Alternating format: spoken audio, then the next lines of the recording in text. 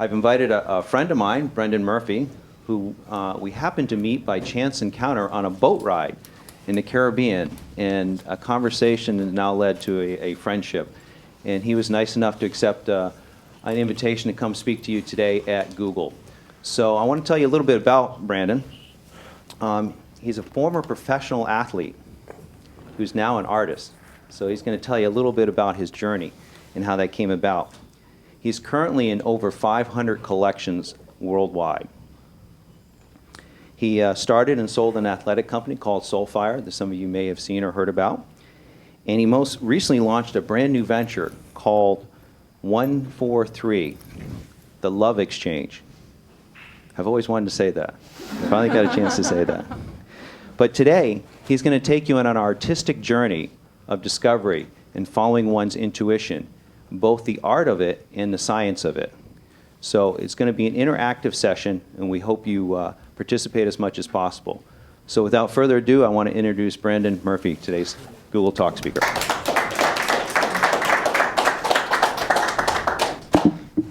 Thank you, Jim.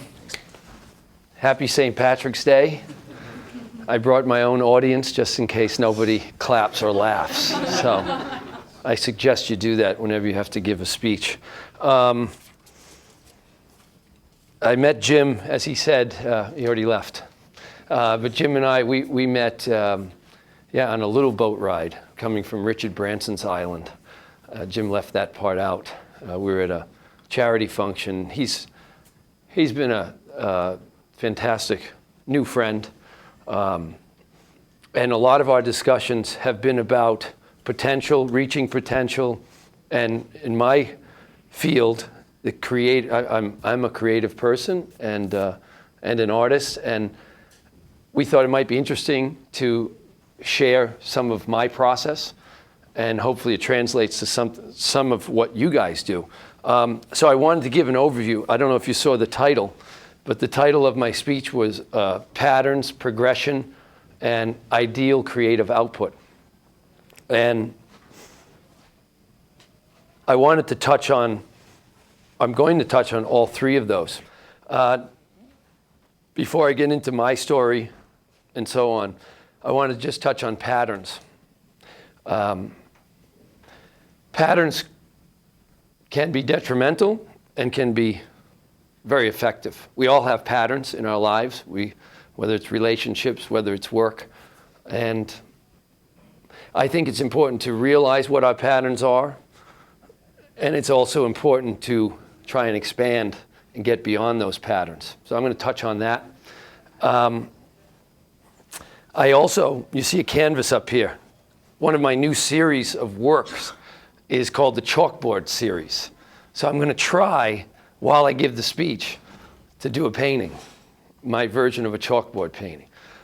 It's kind of odd because I may have to turn my back on you a little bit, and I've never actually really done a painting for an audience, so no promises. But my hope is to somehow include you in the process of creating, in my process. I don't know if we can do it. We'll try, and there may even be some interaction, and I'll explain kind of this painting and so forth. I have some notes here. I can tell you right now, this is not going to be formal, as you can already tell. I really want to just share my experiences and kind of my process, and hope it, again, as I said, hope it translates and helps you get to this ideal creative output. I don't know exactly what you guys do here. I can imagine you're all smarter than me. We'll start there. At the same time, I think the differentiator in all types of occupations or skill set is that little extra instinct, creativity. That's the difference. That's probably why you guys are here and not working for a competitor. That's probably why Google has succeeded, because everyone in this room or in this building has just another level of differentiation.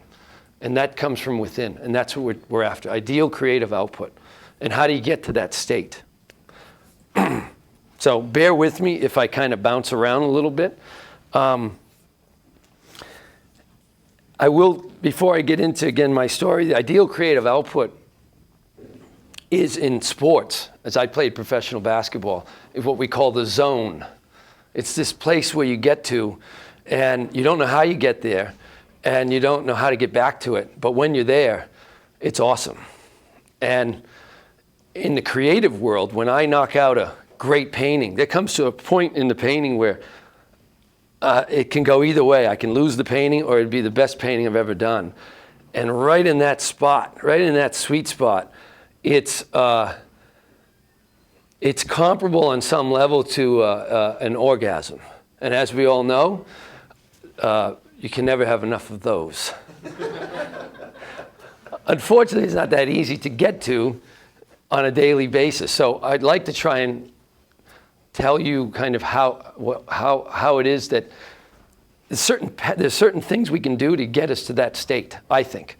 And in sports, where I know a ton of scientists. We have one of them here in the front row, and they spend every day trying to get athletes, figuring out a way, how do we get these athletes into this zone? Well, I'm just applying that to the creative process. All right, the easiest part of my speech is talk about me. I was a professional athlete. I played basketball. I was a little too short to make the NBA, but I did well. I played in Europe. I grew up in Rhode Island. I'm half Irish and half Italian. I played in Hawaii, and from there, I played professional basketball in Germany. It didn't last that long. I probably played 6 years. My claim to fame is I brought Dirk Nowitzki to the United States. I was the guy who discovered Dirk. I moved to New York. I worked on Wall Street. I was a trader. I had no idea what I was doing. I made a lot of money, and I lost it just as quick. And in that process, I was painting as a hobby. And I realized that I wasn't like anybody in Wall Street, and it wasn't my thing. But I loved painting, and I loved creating.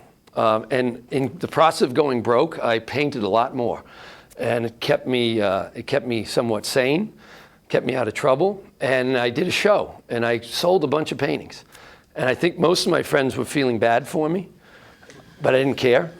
I said, well, I'll keep painting until I figure out what to do next. And that was 14 years ago. It took me, I still haven't figured out what to do next. I'm still painting. In the process, that creative journey, I somehow ended up in the clothing business. My designs were being used for an athletic clothing brand, which took me 3.5, 4 years, which I just sold a couple months ago. So that was an interesting journey. The art and the creativity really drives my bus, and I bet you a lot of people in this room could say the same thing. And now I'm here. I'm here at Google, and it's been an amazing journey. It continues. And again, I kind of want to get into what it's like to have to create something every day and kind of trust your instincts. So this is where it's going to get weird, but we'll give it a shot.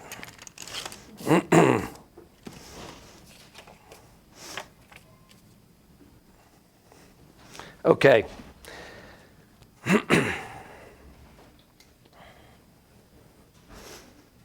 The first thing I want to talk about is the creative process.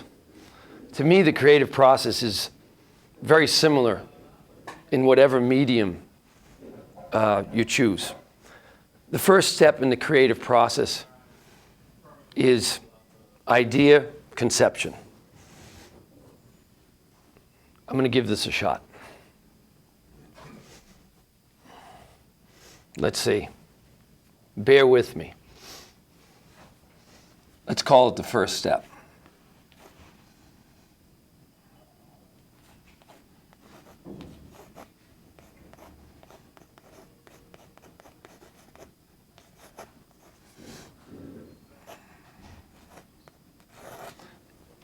It's going to be very abstract. By the time we're done, this thing will be filled, and we'll all, hopefully, if it works, it'll all kind of make sense.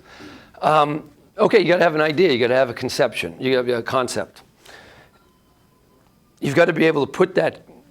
You got to then be able to execute the concept. one thing about the creative process is it requires a tremendous amount of honesty.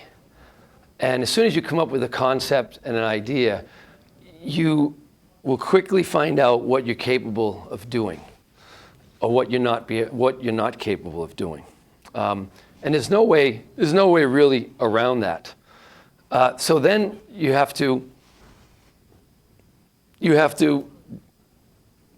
really figure out what your skill set is and improve your skill set.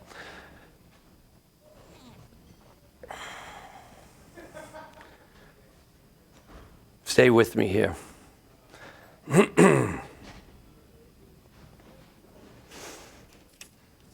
One of my skill sets is not necessarily giving a speech at Google.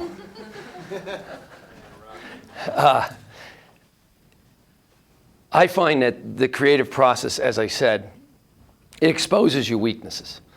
And it requires you to kind of take a step back, pull the curtain back, and figure out what you're not good at, okay? So it's important at that point that you really dive into practice and effort. And at the same time, you've got to really learn how to use your materials.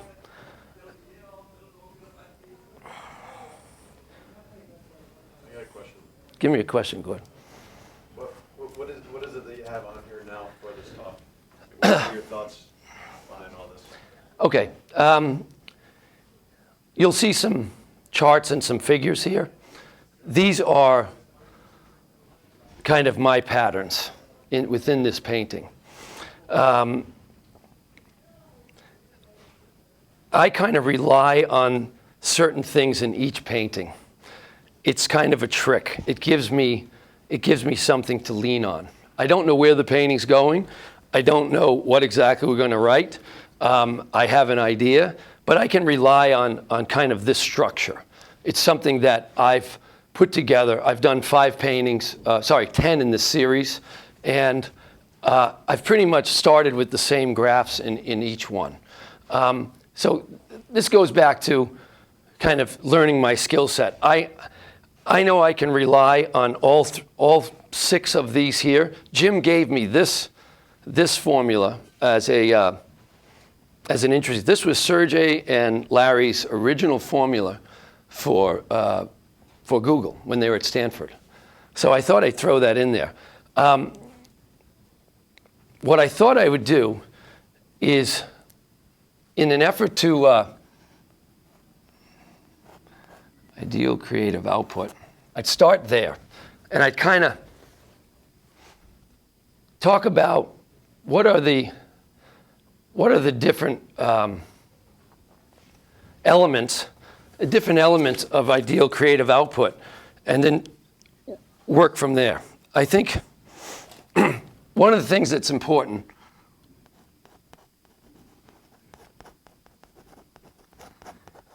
is instinct. I think what I'm going to do for now is get away from the cards. I'm not doing well with it, so I'm just going to talk. Go ahead. I have a question. When you're working, you have good days and bad days. How often are you surprised? I have very low expectations, and so I'm often surprised, which has worked for me. And it's interesting because I had this conversation with my best pal, and I grew up in a working class, blue collar environment, and the idea of a painter was somebody who painted homes. And my house, my parents were professors, so not in my house, but my environment was very blue collar, and the bar is very low. The bar of expectations. Basically, you were expected to get a job and not die broke and not be homeless. And what I've realized with this whole process of painting and becoming an artist, I've totally thrown the bar out. I'm making a living making paintings. So the idea of having any sort of limit or expectations, I'm basically trying every day when I sit down to do a painting, I'm throwing out any expectations, I'm throwing out any parameters. And I think that's a big, you really have to be fearless. Why don't we just add that in? And I put a number in front of it because I think it's important. Sounds like present as well. Yeah, that's coming. Look, I think everyone in this room has a certain skill set that you've learned in school. You guys are pretty comfortable. You can fall back on a certain amount of stuff. There's probably someone that you work next to that's at that next level. Something that makes them different. And these two elements are a big part of that. Somewhere along the line, they had to trust their instinct for no good reason. And that instinct for an artist is all that you have. It's the only thing that makes you different, is that instinct. And I'm continually amazed when I finish a good painting, and I'm also amazed how bad my paintings can be. But it's that process of kind of just trusting and going with it that's very important.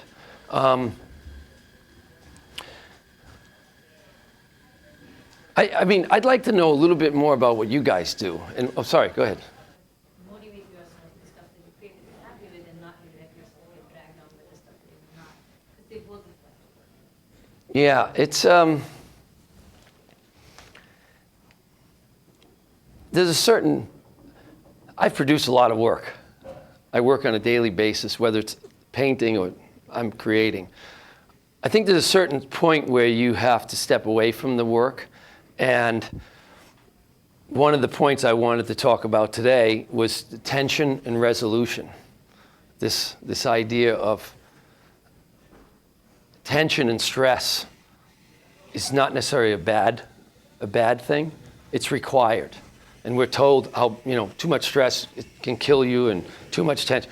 It's required. So I think when you mention a bad painting or something that doesn't represent my work well, that's part of the tension. And then I kind of have to step back and say, well, what did I do wrong? What could I do better? And I have to improve my skill set.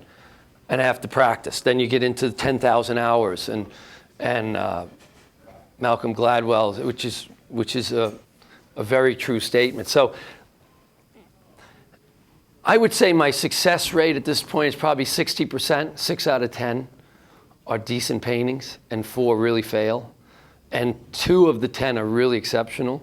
And and I'm trying to improve that. I think when I started, it was lower. The success rate was much lower. You can't really beat yourself up too much about it, which I think is important. Anyways, let's talk about tension and resolution. I'm kind of going to jump around at this point. We talk a lot about in sports, stress and recovery, the concept of tension and resolution. And my pal brought up a good point that within the painting, if I push the painting to a certain spot, I get to a spot of tension. I don't know what to do. And somehow I find an answer and resolution. And then I kind of mess it up again, and I'm in this spot where I don't know what to do, and then I resolve it again. And every time I go through this process, I land a little bit higher.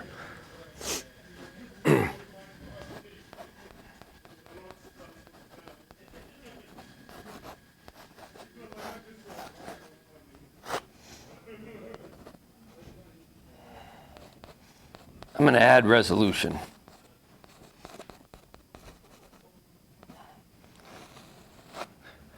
This is a big part of the process. A lot of people get stuck in the tension. A lot of people get stuck at stress. You want to learn how to play a song and you can't play a chord. You don't learn how to play it. You never play the song. You can't execute your idea.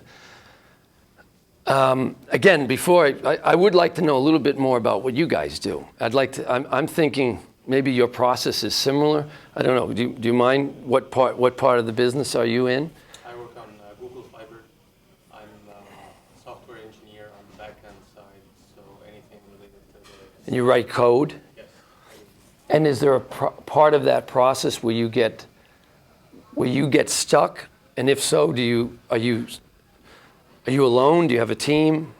So sometimes I get stuck, and in some cases I just keep getting back to the problem, hitting it from different angles, trying to find that way of solving. Right. Yeah. So you keep hitting this, step back, recover, Yep. hit the tension again, and at each time you go through that process, you land a little higher until you solve it. Correct. And then what? Then there's a new problem. And this is a daily or weekly type. It depends on the project. Right. Okay, so that's kind of my painting process in a much different environment. It's a little bit more solitary. As my wife can tell you, I'm very comfortable in the unknown. Yeah. I thrive in the unknown, which I think bids well for an artist, or in trying to achieve ideal creative output, trying to get to that spot. If you're not comfortable with the unknown, you better get ready, because there's exactly what you said. There's a spot where you don't know exactly where it's going. You have an idea, you have a concept, you have your skill set, and then you begin, and you're going to run into some problems, but getting through those problems is then all of a sudden you've broken through and you get to this next level, and you'll never go back, because you just. So I'm very comfortable with that process. I'm very comfortable in the unknown, and I think it's important, if you're not that type of person, I think you have to start to accept that that's okay. It's okay to not know where it's going. It's okay to not have control. And I think that's an inhibitor. That's a real block, especially in sports.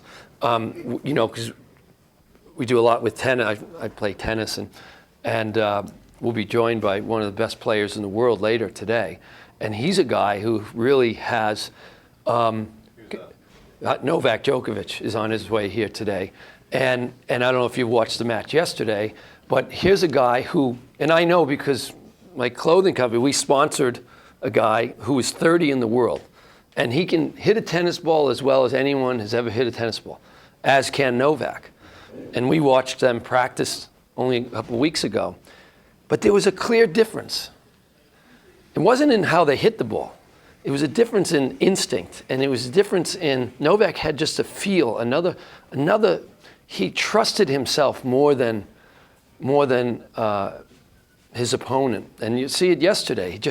There's that next level that I find, first of all, he's very comfortable in that area where, this could go bad. He thrives in that. And I think that's a really big deal. And I think there's a reason in my kind of attempt to, I have so much to share with you guys, in my attempt to kind of get some points across. This is a big deal. This was a big deal. Eric Fischl was a mentor of mine. He's one of the most famous painters in the world. And again, he said, instinct is all you have. That spot where you get stuck, you've got to trust what you feel is the right direction. You got to go with it. And if you fail, then do it again. And just keep doing that. Because if you stick by, let's say, the book, there's nothing different about you than the guy sitting next to you. And I think that's a real spot where people get stuck in terms of being different and differentiation. People get stuck. They say, I'll just fall back and kind of, I'm not going to go the extra mile. And I find that my best paintings and anything I've done well, it's come from like some crazy idea that I had internally, and then I pursued it, failed, and somehow it comes together. Yeah, I mean, you have to understand, from where I come from, and my friends have joined as my wife, my dog's even here. This was a really, I mean, I have I've given a bunch of speeches, and I've never had kind of the problems I've had today.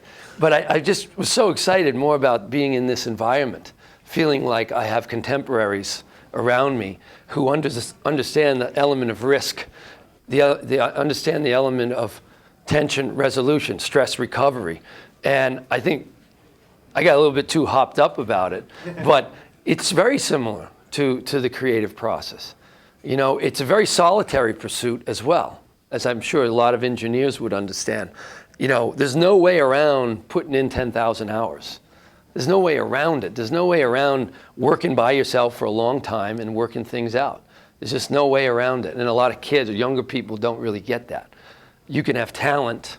You don't put the time in, it's not going to work.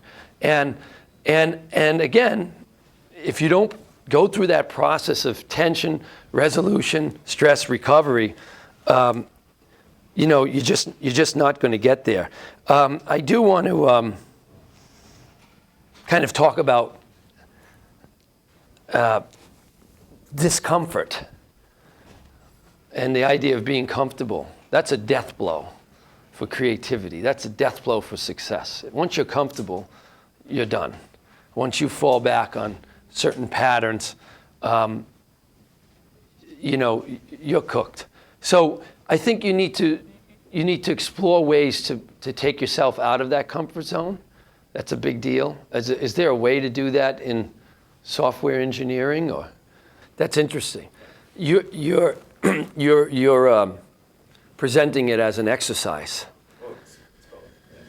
but it has to become a condition. It's not an exercise, it's a condition. And I bet you Sergey and Larry and whoever runs, you know, I'll bet you that's a condition every day for them. It's not an exercise. I'm not passing judgment because we come from that space where most of us grew up, were educated in under certain parameters where you went through exercises. And it's funny because it should be exactly how you think every day. And what's amazing is the quicker you start thinking that way. I'll give you an example. I've used the formulas in a lot of my paintings. You may have seen them. And I started using it as almost a fallback. When I didn't know what to put there, I'd write a formula. I'd do a beautiful painting of a woman and I wouldn't know what to put in the space and I'd write a formula. And to anyone who had not seen my paintings, it's pretty cool. There's a kind of a graffiti element to it, but it was a real fallback for me. And I knew it. So one day, early this spring, last year, I said, that's it. I'm never doing another formula again. I'm going to do one painting.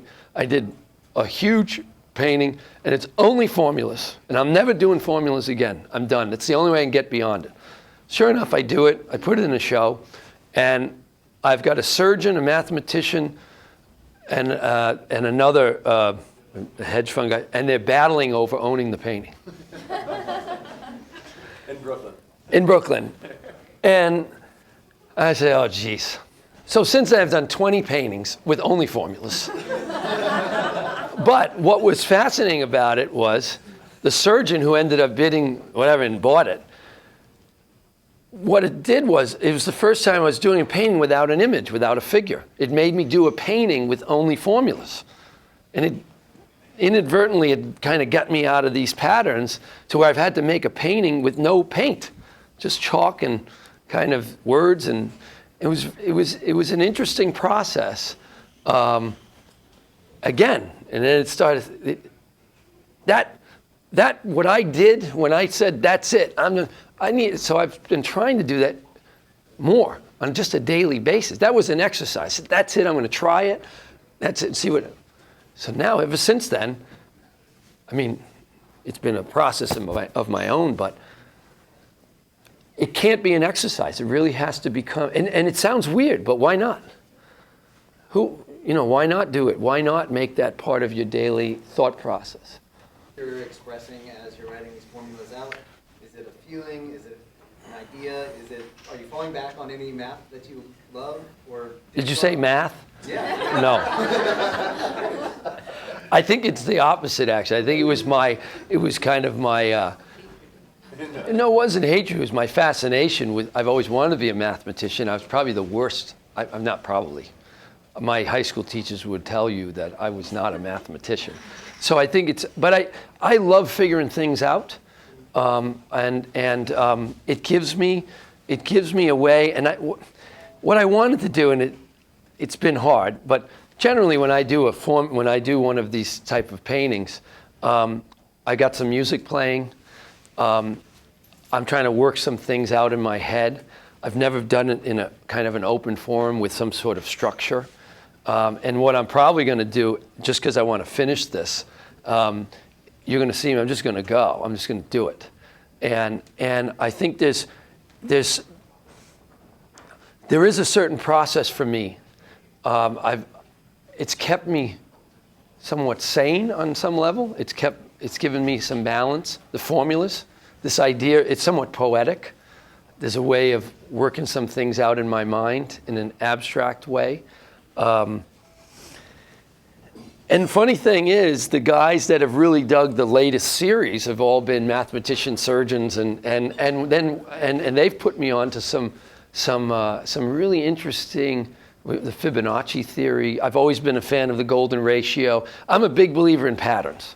I think not only patterns in your life, but patterns that have existed for years, thousands of years and everything. Those patterns exist, and to deny them or not really get to know them is a big issue. And one of the elements of my speech today was supposed to go through the importance of having an understanding of the history of who's done what before you. That's been a big part of my process, and any artist process, any creative person. Who's done what before you? How did they do it? Because that's the only way you're going to get your voice. From knowing what has been done, that's the only way you're going to get your own individual voice. And that goes back to knowing what patterns and who did, great thing about Picasso was he was the best at 3 or 4 different mediums. But even within his cubism, there were patterns that existed that he worked off of. And then he just kind of sprinkled it. And then he became the best guy in cubism. So it's really vital that you have an understanding of what's been done before you. And I think what's interesting here is a lot of stuff that's going on here has never been done. But I imagine writing code, there's a certain, is there not a certain history and patterns to writing certain code? I mean, you have to start somewhere, right? And it is interesting. This is a whole new business here. The thing you saw in that painting matched what they saw. It was actually different. No, that's where it was really cool. I connected with somebody. I've always enjoyed connecting with maybe my collectors, and it happened to be one of the top surgeons in New York. He was a fascinating guy, friend of operated on her knee. It turned out to be this whole. We all got to know each other, and that was a fascinating process. But we definitely connected. Here's somebody who, by the way, operated on my wife, who believed that the pyramids were built by time travelers. Okay, but you want to talk about an exercise versus thinking. I mean, and he's one of the top surgeons, and he truly believes that. And I'm not discounting, because he gave me real good reason why that happened.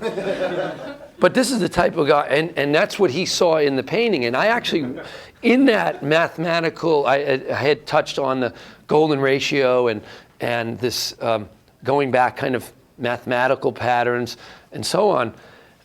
That's where he saw that in there. And I said, yeah, that's what I put in there, Fibonacci and so on. And he just dies for this stuff. But it's interesting. You have this great mind, and he's telling me that the pyramids were built by time travelers, because there's no way they could have moved the rocks to build the pyramids. Only people from the future, and he gave this whole mathematical equation how that can happen. Again, I didn't really pass judgment, but it was, whoa, okay. And I said, well, maybe I'll explore my own kind of limitations, intellectually, kind of. Does that answer your question in a way? I mean, it was fascinating. What type of music do you listen to? I'm an audiophile. You name it, I listen to it. Unless you listen to books. No, is that what audiophile means? I thought an audiophile means I listen to. Yeah. All different types. Aha. I won that one. I never thought I'd win one at Google, but I got it. No, I listen to everything. And it's a big part of my process. You name it. It depends on the mood. Anything from folk to rock to reggae, whatever, all day long. Heavy metal, I don't love. It doesn't really generate anything. Why, do you listen to music when you work? Yeah, sometimes. I like music. I think music, discover people that like music. Music's beautiful. We have a musician here, one of the best around. It's just a wonderful, it's another medium, but it's a wonderful medium. Are there things you do to get into that zone? There are things. There's a. It's kind of what I wanted to, and what we have been talking about.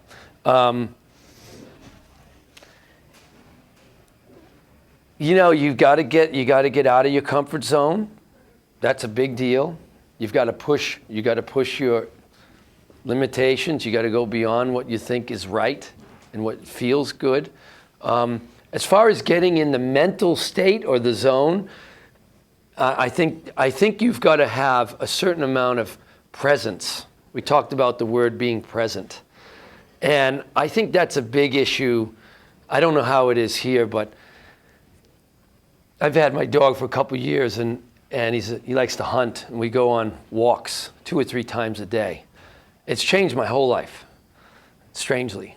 And we go on, I don't use the phone, I may use the phone initially, get rid of all my calls, but at some point during the walk, I'm very present. There's no more TV, computer, phone, and it's really made a big difference. It's been my recovery time, my resolution time, my time to then kind of get ready to work through the tension again. And I think it's very hard now because you're just surrounded. You're always in touch with somebody and something. And I don't know that it's right or wrong because it's just how it is. But boy, he's forced me to step away from it. Some people use meditation, some people do yoga, but he's really forced me. And man, it's made a huge difference in the last year in every way. And she can tell you, we have our issues, but when I come back from walking the dog, we don't have issues anymore. And if I have issues with the painting or anything else, that recovery is a big deal. You may not realize. I don't know. Imagine you're here 12 to 14 hours a day, right? Are you? I mean, you work here a lot. Do you have time to recover? Do you have time to take a break? Or mentally? There's certain warm-ups and certain things you can do. I think, to me right now, I think the biggest thing for all of us we all seem to be the same generation. I think there's a lot of clutter out there and a lot of distraction. And I think that's the word being present, being right there, right in the painting, right in the problem. I think that's a big issue. And I think versus taking that huge leap where I can do anything and risk it or whatever, I think the kind of more manageable step is, how do I get present? How can I get present more? How can I be right there? How can I write a better song? How can I work through that tension in that moment? How can I treat my family better? How can I think that's a bigger issue, and I think it would produce bigger results versus that's maybe the next stage. And there's a certain element also which we haven't hit on it. This has to be fun. It has to be, you have to have some passion. If this is work and not effort, I put a lot of effort into what I do, and it's not necessarily work. But if what you're doing is work, and that's not good. You got to change that ratio. Why don't I start putting stuff on the board?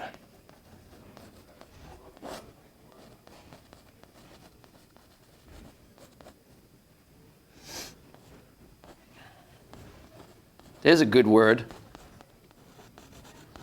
Are you allowed to have patience here at Google?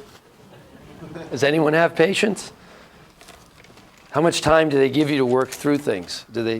Is there an element of, or are you on the clock? It's a balance. Those things don't always happen in deadlines. You can't always force innovation, but you can light a fire. Like, if you really want something, you may push through 20 different ways of doing it and hope that one, or in that process, you spark the true light. Yeah, deadlines is, I don't know. I mean, I put deadlines on myself, but I think it's hard. I think you gotta be real careful with that. You gotta be real careful with deadlines and ideal creative output. Yeah, I would say for me personally, I have a real master in certain materials, at least from the painting and creative. I know what I'm good with color. I'm good with certain, hard to tell here, but I'm very good with color. I'm very good with the materials, and I've mastered that. And I can tell you that I know how to get to a certain spot in a painting as a professional, very easily. And then there'll be a spot in that painting where I've got to trust my instinct, and it can go wrong. It can go real wrong, but the more I can get to a certain place just based on my skill set, and I will say this, in reference to your question, if I'm about to embark on a painting that I'm not used to doing, I'll practice on a smaller, more cost-effective, manageable kind of medium to get me there. Whether it's a sketch, I'm not a great sketch guy, I can't draw great, so I might practice a certain thing before because I know once I get in that painting, I could ruin it. So I want to be prepared, and I want to identify the elements. For instance, I just got a new collector. He bought Madonna's house. Young guy, finance guy, bought Madonna's house, $20 million. He doesn't have one piece of art on the wall. So I go in, I'm trying to help him and advise him as well.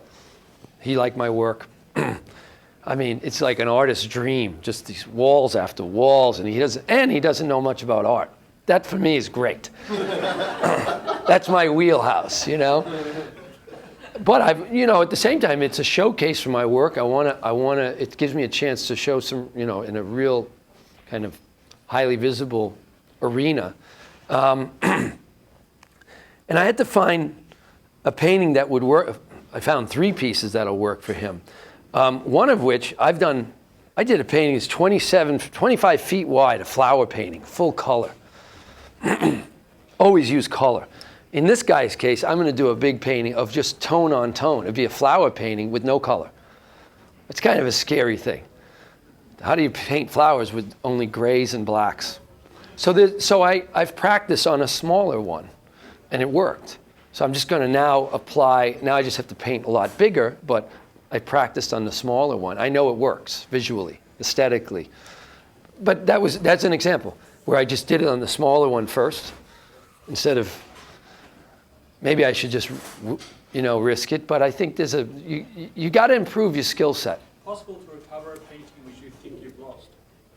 Very rarely. Very Sometimes. rarely. Is it a process of give up and then just take another direction? Sometimes you lose it and you have to start over. I think a concept I want to hit on, since we kind of have a more open forum, something that's played into, I don't know where I heard or who said it, but life is liquid. It's not a solid. And what's that? It's kind of like Bruce Lee. Move like water. Yeah, but I mean that was his whole philosophy. But the whole concept, life is liquid, and when you really think about it, A plus B just does not, it very rarely equals C. And as long as we keep trying to put stuff in the box, and I think that applies to that creative process, you have to kind of get to a space where you're moving like the stream. You're moving liquid, it's just not, because that's going to allow you to kind of move left, move right, and not get stuck anywhere. I think that's a big concept that. Maybe I should use that for this particular problem. I mean, how does that all play? I think life experience is applicable. When they say life experience builds character, I'm long character. I've had enough of that. But I think there's some level of execution or application that's required. I don't know how relevant life experience is in the coding world. It definitely is. I mean, because I think what Jim's whole point today, and I find fascinating, was to kind of explore what can make you guys different than your contemporaries, and what makes the top engineer a top engineer, and is there something that I do that from the creative, just purely creative, that can be applied. I think that's the whole kind of what we're trying to get at. And I think it's very fascinating. We met with the director of sports science at Red Bull. They have one of the top sports science, believe it or not, at Red Bull. And and he said something fascinating to us. And he said, I've witnessed athletes perform at incredible levels. I've seen them do it. I've seen them do things that they don't know how to get back to that. And everyone's trying to make 1-2% gains. And this guy believes in 100% gains. And maybe we should start looking at it, because he has witnessed guys do things that are just incredible, but then they can't get back to it. Which is an interesting approach, where maybe 1% incremental gains, maybe we're looking at things wrong. Maybe you really do, instead of an exercise, you shoot for the moon. What's the downside? What's the downside? Well, you don't fall, you land. You land back to where you have your base. And I don't know, do they fire you here if you're way wrong? So you don't fall. You don't fall, you land. It's different. Fall means you, right? And you're landing, you can start again. You can kind of start again. Question would be a great painting versus your own instinct, like, I think this is. I don't think about anybody else. You think about Yeah. what you think is cool. Like, Yeah. this is what I think. You're not thinking about what somebody else thinks. No. Do you think people struggle with that, or does it? Yes, tremendously. The difference between ideal creative output and just being decent I have Alberto Bertini, my friend from Australia, big developer. Built some of the biggest buildings in Australia, sold his company for $300 million, went off the reservation. He's now covered in tattoos, rings, bought his own island in Fiji. We had dinner with him last week. The girl stepped away, and the guy's completely out of his mind on some level, super successful. And I said to him, what's the one thing that you can tell? What's the difference? What's been the difference maker? It's just an incredible guy. And the word he used was fearlessness. Fearless. Because the minute you start thinking what other people, and this is a guy who has done it and still does it. And I thought that was very interesting. That was the one word he gave me, was just this fearlessness. And he said, he's meeting with the founder of Cirque du Soleil today. I put them together, and the same kind of guy. Just fearless, and it's bizarre because we don't come from that. It's not how we were raised. We were raised to be cautious and watch out, and it's going to hold you back from getting to that next spot. It just feels really uncomfortable, but it's where you need to be.